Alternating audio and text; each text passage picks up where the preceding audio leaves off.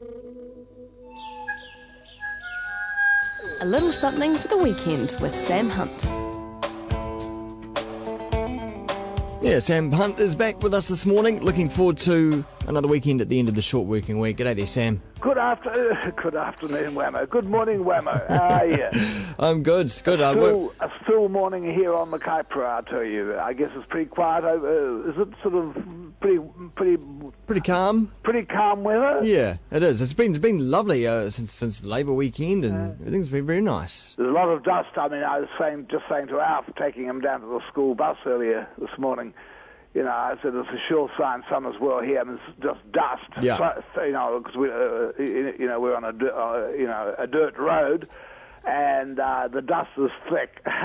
We went up Tawharanui way on Labour weekend, and yep, the car's still dirty from the dust. Well, I've got to do a show in Auckland tonight. It's a corporate thing for the tax department.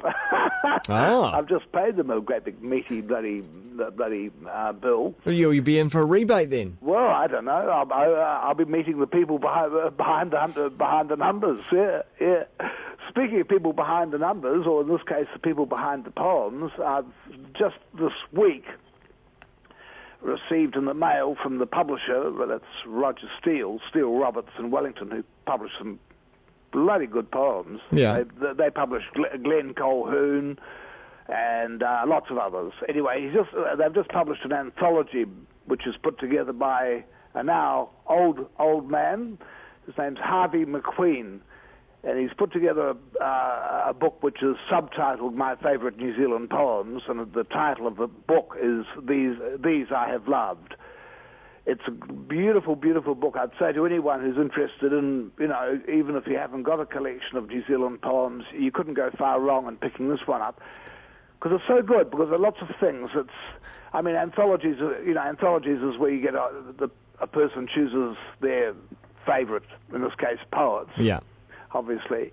So many anthologies are done, well, most of them, I guess, over the years, thinking about it, are done chronologically. You know, they'd start with, with whoever it was, Shakespeare, and work through, depending what period.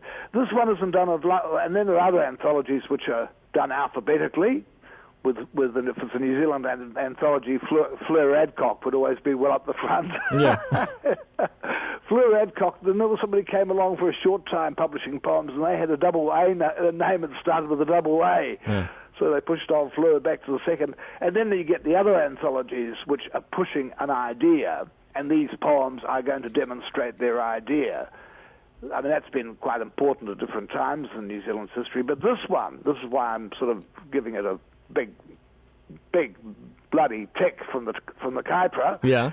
Is that it's the poems? You know, it's. I mean, he could have taken the themes. He could have done themes like birth, death, sex, money, politics, religion. What else is there to talk about? But he hasn't done that. No, he's grouped them, and he's taken the poems by all sorts of poets. Most of them names as you sort of know or vaguely know. That's the other joy of a good anthology. It reminds you of people that you'd forgotten how good they were. What he's done, he's done an interesting thing. I've never seen it done in an anthology before. He's taken poems, he'll take, say, half a dozen poems by half a dozen different poets, and just because of something in common, he's letting the poems decide the themes. That's what I like about this book. I mean, to give you an example, one of the groups, it's under the title, I Am Toppled by the World. And in that he has poems by Arthur Bastings, Janet Frame, Hone Tūwhare, Elizabeth Smither, and Dennis Glover. And they all fit into a lovely thing. Or what's another one? Here's a chap, one of the groups here of about half a dozen poems by different people is under the title, The Peach Tree at My Door is Broken. Good, it's a lovely one. I'll tell you, I'm just saying about being reintroduced to people. Some of Jenny Bornholt's later stuff I haven't been so keen on. She's a Wellington poet, very good poet, but her last book, something to do with the rocky shoreline, didn't really hit me so much. But this anthology, can I read you one? Love to hear some, yeah. Yeah, Jenny Bornholt. She's done a few books now, quite a few books, at least half a dozen. This one's called Wedding Song. Now you are married, try to love the world as much as you love each other. Greet it as your husband, wife. Love it with all your might as you sleep, breathing against its back. Love the world when, late at night, you come home to find snails stuck to the side of the house like decoration. Love your neighbors, the red berries on their trampoline, their green wheelbarrow. Love the man walking on water, the man up the mast. Love the light moving across the island princess. Love your grandmother when she tells you your hair is 3/4 cafe au lait. Try to love the world even when you discover there is no such thing as the author anymore. Love the world, praise God, even when your aerobics instructor is silent. Try very hard to love your mailman, even though he regularly delivers you Benedicto Clement's mail.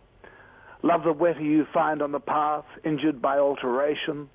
Love the tired men, the burnt house, the handlebars of light on the ceiling. Love the man on the bus who says it all amounts to a fishing rod or a light bulb. Love the world of the garden, the keyhole of bright green grass where the stubborn palm used to be. Bees so drunk on ginger flowers that they think the hose water is rain. Your hair tangled in heart's ease. Love the way when you come inside, insects find their way out from the temporary rooms of your clothes. Golly. Nice, eh? What a great one, yeah. Yeah, so much of that. This book's full of great poems, sort of tumbling out because it's, as I say, it's not somebody pushing a barrow trying to prove that poetry is this or that, or it's whether we've got our own identical, or our voice of our identity. All that abstract stuff, it's a poem. It's really about the poems here, not its sort of academic cousin, which is poetry.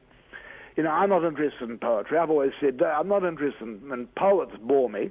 Most poets bore me, but their poems don't always bore me. And the other thing I want to say about this anthology, and just to remind people, it's called These I Have Loved, and edited by Harvey McQueen.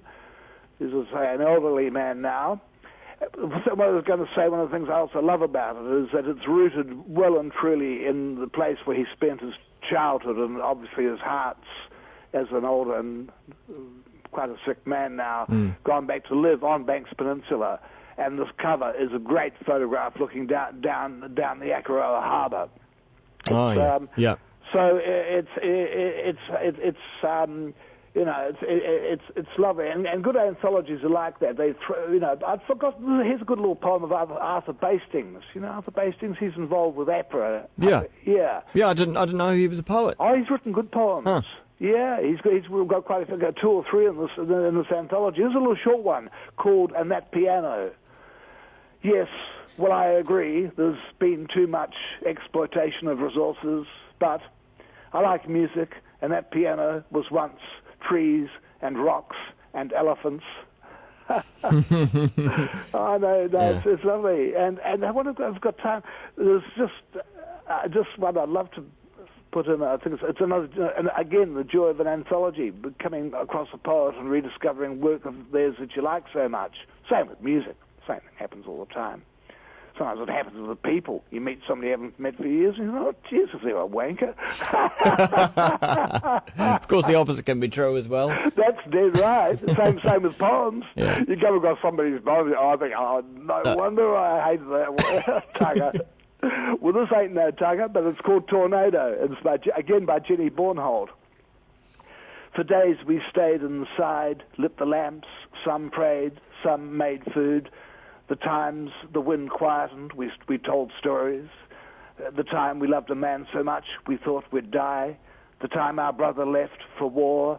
The time we wondered at our mother's sense of purpose.